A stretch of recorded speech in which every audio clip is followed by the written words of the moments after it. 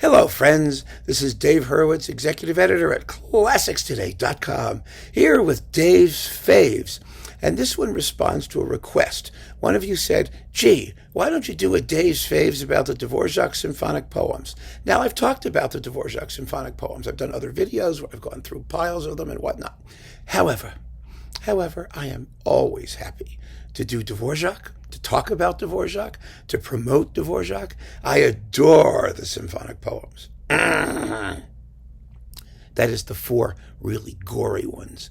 You know, there are really a bunch of Dvořák symphonic poems. There's a very early work called Symphonic Poem, which is quite, or Rhapsody, actually, or whatever, but it's quite lovely. It's a beautiful early sort of Wagnerian effusion of Dvořák's that's terrific. And no one plays it. It never gets played. No one knows about it. It's wonderful.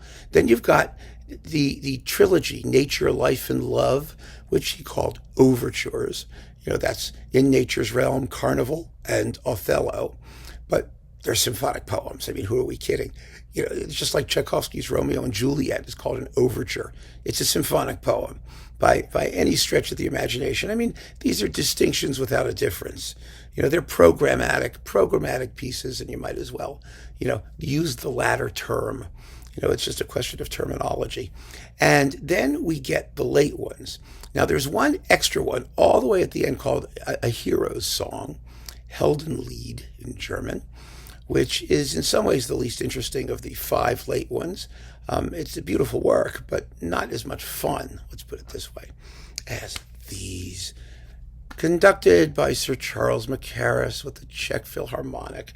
Oh boy, is this juicy. They are, just to recapitulate, the Water Goblin, the Noonday Witch, the Golden Spinning Wheel, and the Wild Dove, or the Wood Dove, however you want to do it. Waldtaube in German, so it's wood dove.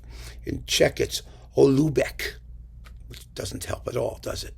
Anyway, these are symphonic poems based on, first of all, the melodies are based on the actual meter, the rhythm of the poetry in Czech, which Janáček, of course, immediately seized on to, you know, make his life's mission to create melodies based on the natural rhythm of the Czech language.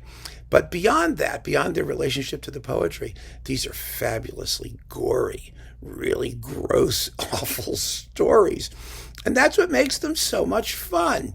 I mean, let's just go run down the plots very quickly, shall we? The Water Goblin.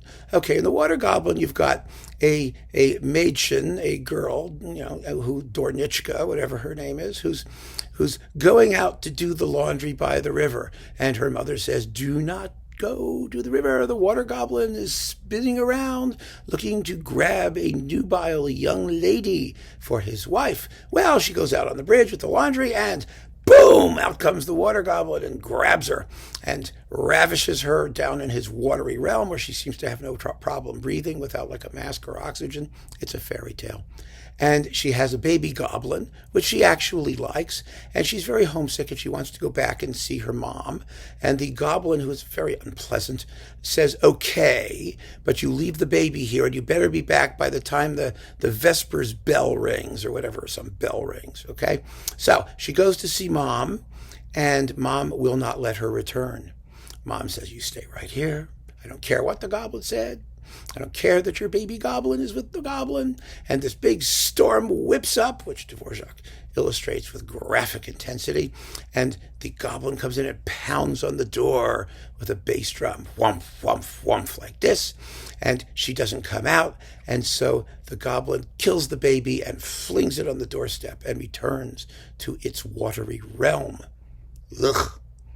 Fabulous. I mean, it's just great.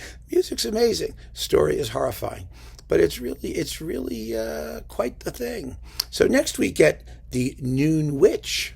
Well, the Noon Witch it's actually rather a similar story in essence. It involves a warning and misbehavior.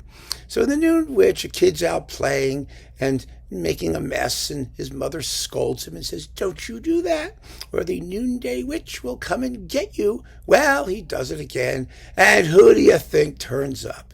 Yes, indeed, it's the Noon Witch. And she says to the mother, "Give me your child." And the mother says, "No." And you can really hear that in the music. It's amazing. The brass go, da, da, da, da, da. And the violins come in, ya, da, da, da, da, da, da, da. They go back and forth and back and forth. And then there's this frantic race while the witch chases him around the house and tries to grab the kid. And suddenly the noonday bell, the bell's always in these things. The bell matters. Bells are important. The bell strikes, the witch disappears, and Papa comes home for lunch, and he sees his wife and his son passed out on the floor, and he revives his wife, and she gets up, but the baby is dead in her arms. The child has been killed, taken away by the Noonday Witch, and the last bit of music is that horrible, "Give me your child" witch theme, and the witch is cackling as she rides off on her broom, presumably with the soul of the child that she snatched. Yes. So next is the golden spinning wheel. Now, the golden spinning wheel is the longest of the symphonic poems, and it was often performed cut. And the reason it was performed cut is, well, let me tell you, the part that they cut involves body parts. Yes, it does. What happens is you've got a woman, girl, Dornichka, let's call her. I mean, that's what I call them all in these things. She meets a prince in the woods, and they fall madly in love. And he says but he's hunting. He's busy. So you hear the hunting horns, right at the beginning. So he says he's busy, but he'll be back, or she should come to the castle, or something like that. Who knows? So anyway, she is the daughter of an evil, wicked stepmother and her two evil, loathsome stepsisters, or whatever they are. You know the story, right? It's kind of a Cinderella tale. So anyway, or the evil sister. I don't know. There's maybe one or two. Who knows how many there are? They're evil. That's what matters. So what happens? Well, when they find out that the prince has summoned her to the castle to be his bride, they chop her into bits and dump her in the forest, which is like horrifying. And this is all graphically illustrated in the music, so she's in bits.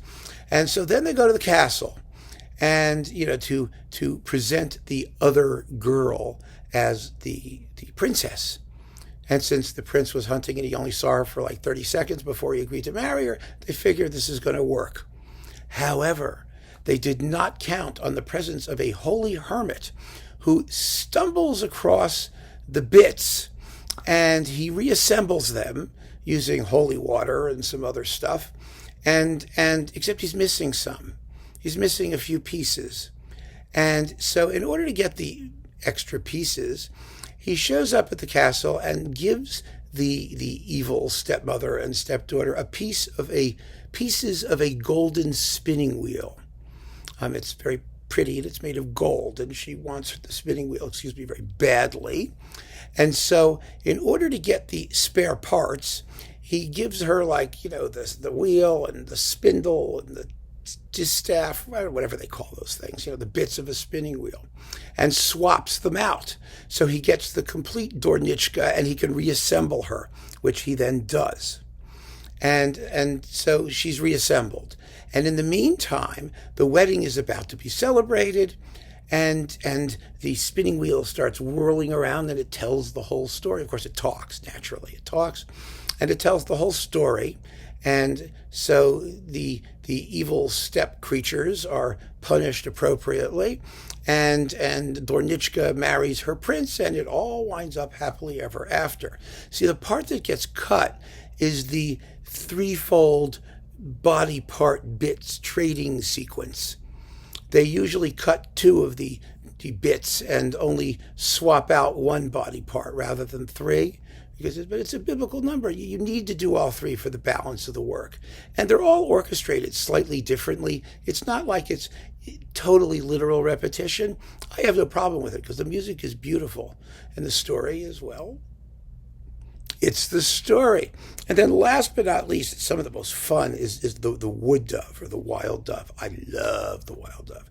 First of all, this is such a Mahlerian work, and Mahler conducted it, Mahler played it with the Vienna Philharmonic, and I am convinced that, when Mahler was working on his Fifth Symphony, I mean, he had this thing in mind, because it opens with a funeral march, a really sleazy Mahlerian funeral march with a trumpet solo and fake tears. The fake tears come because it begins with a funeral, and the widow of the dead guy has poisoned him. She's killed him so she could be with her lover. And this all happens before the thing starts. It starts with this funeral procession. But she's weeping, and the violins are going, it's so fabulous as an illustration of crocodile tears, of fake mourning. And you have this da-da-da-da, ya-da-da-da. She's crying. It's fabulous. So then you've got that business, and she's a murderess. And so she gets married in the next scene to her lover. And it's a gorgeous wedding scene. Oh, the music is so beautiful. It's to die for. It's magnificent. But then she's on her wedding night, and subsequent wedding nights, one presumes. And outside of the bedroom, there is a tree. And in the tree is a little dove, which coos. It coos with a wonderful flute and clarinet, with a harp going like that. And this constant cooing insinuates itself into her guilty conscience, and she goes insane and kills herself. Yes! Fantastic. But there's a somewhat transfigured ending. Everything is at peace, and the dove is still there cooing. Oh, it's so beautiful. Anyway, these things are fabulous. Charles Mackerras is fabulous. The Czech Philharmonic is fabulous. Supraphon is fabulous. The Sonics are fabulous. It's great. Need I say more? Just keep on listening, friends. Thanks for joining me. Take care.